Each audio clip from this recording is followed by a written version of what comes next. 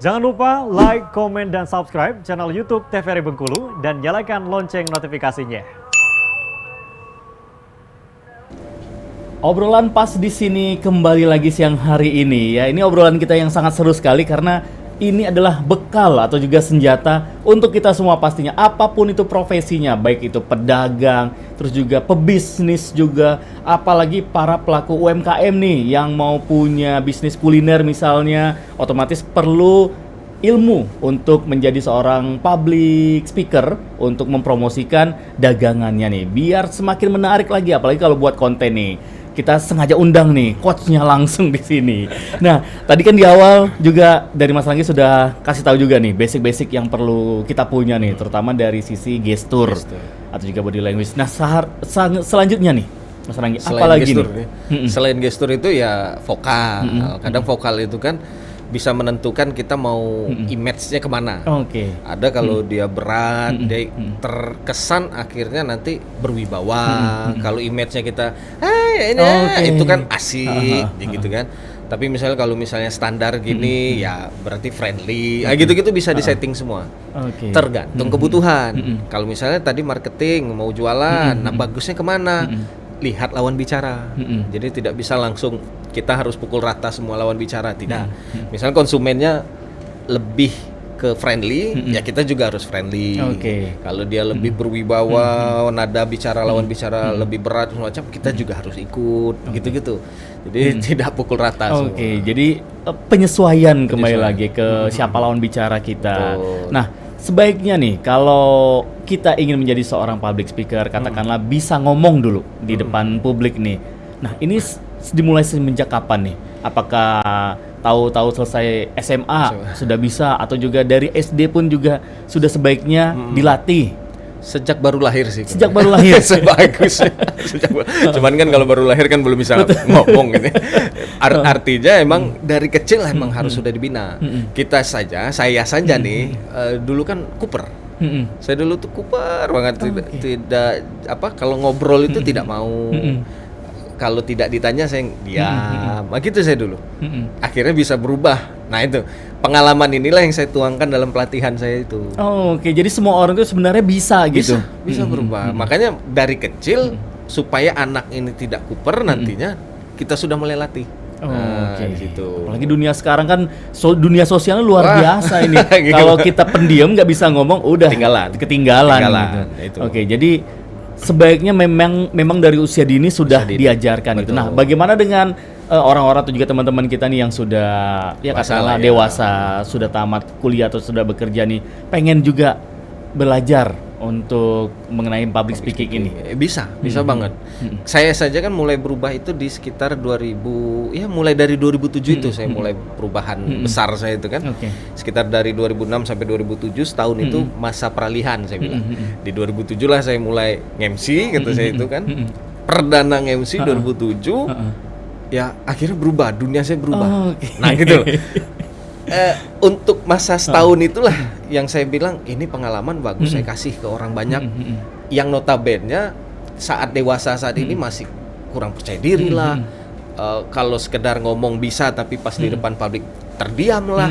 Nah ini trik-trik inilah yang bisa saya kasih, saya tuangkan dalam sebuah modul, saya kasih. Artinya teman-teman saudara-saudara saya yang di Bengkulu dewasa sekarang masih bermasalah itu, ayo kita sama-sama belajar, saya kasih trik-triknya, insya Allah bisa. Jadi memang tidak ada batasan, mau mulai dari usia berapa juga bebas. Gitu ya? Tinggal kemauan kita sendiri nih, mau atau tidak nih untuk belajar. Nah, dari tadi kita ngomong tentang lembaga public speaking. Nah, nama lembaganya nih, kita belum spill. Namanya Professional Skill Center Bengkulu. Professional Skill Center Bengkulu. Dengan tujuan professional skill. Jadi professional skill itu kan banyak, yaitu salah satunya public speaking. Nanti kita juga planningnya ada bahasa Inggris, skill-skill lah pokoknya, termasuk komputer dan segala macam skill semua. kita satukan, makanya Professional Skill Center. Jadi semua skill ya, ada di situ. Nantinya ke depan. Bukan hanya, berarti ke depannya bukan hanya sekedar public speaking aja dan MC saja. Wah luar biasa ini goalsnya ini big. Udah jauh gitu. Keren.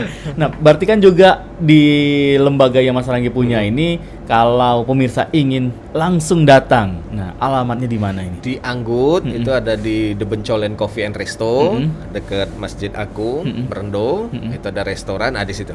Oke. Kita bergabung di restoran tersebut, kita kantornya di situlah, tempat pelatihan juga di situ. Oke. Ya, aman, ada ruangannya AC, daya dukungnya ada mic, pelantang suara lah ya, pelantang suara, speaker dan semacam lengkap. Oke, jadi sudah terbiasa juga pegang mic Ya, gitu. karena ada kita temukan anak ini begitu dengan mic takut. Oke, padahal Dia kalau ngomong oke. ngomong sudah oke nih. Begitu mic dia jauhin. Oh, oke. Wah, saya bilang, wah ini baru saya temukan nih. Disitulah akhirnya saya latih.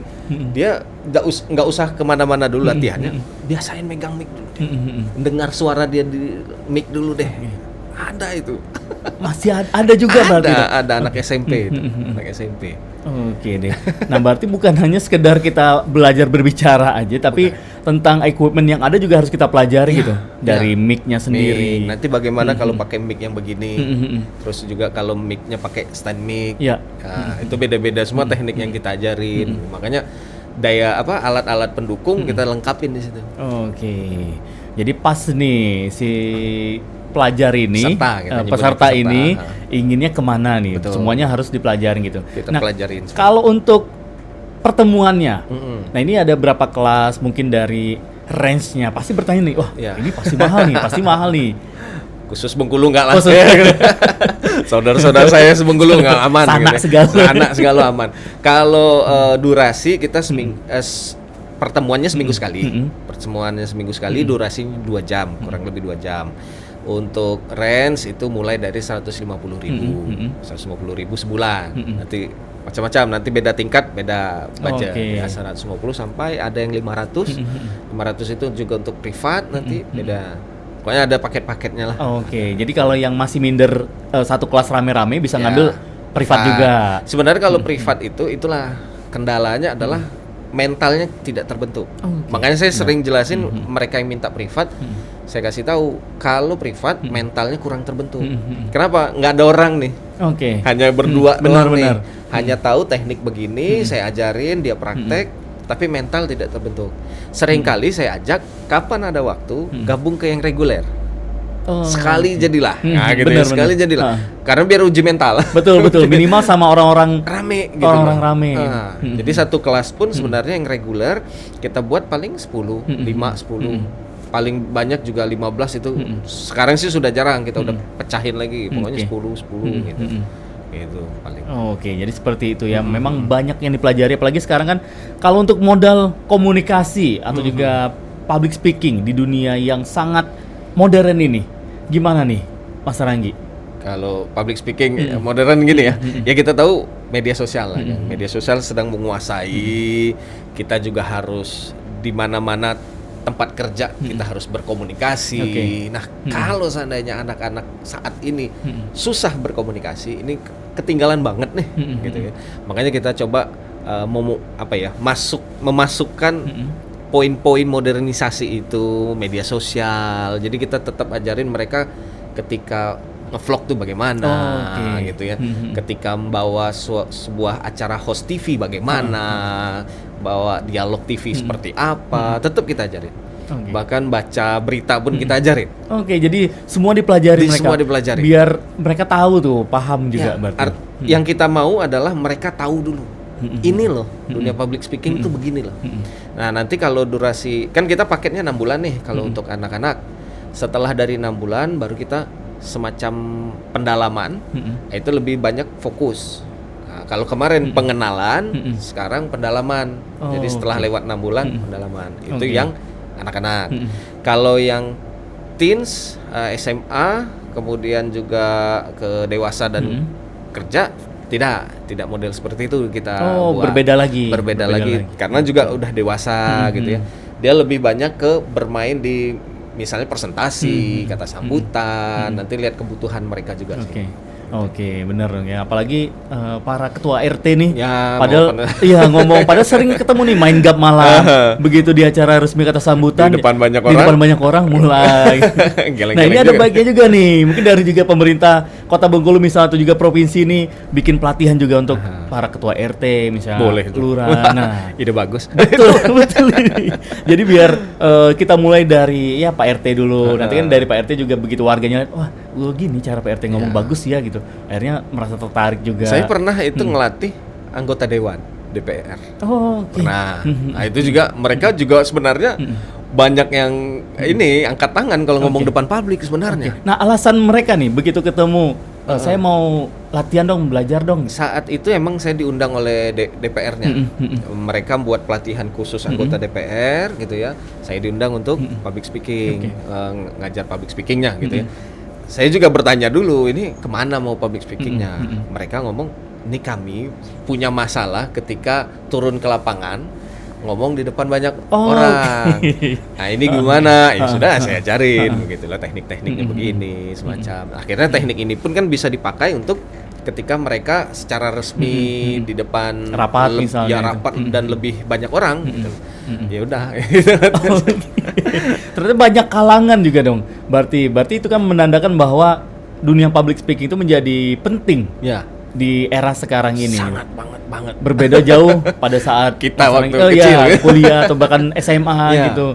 Kalau kita lihat hanya public speaking itu ya hanya di TV-TV, kita nonton TV. Di Bengkulu juga dulu 2005 tidak ada seminar-seminar juga jarang gitu. Ya. Okay.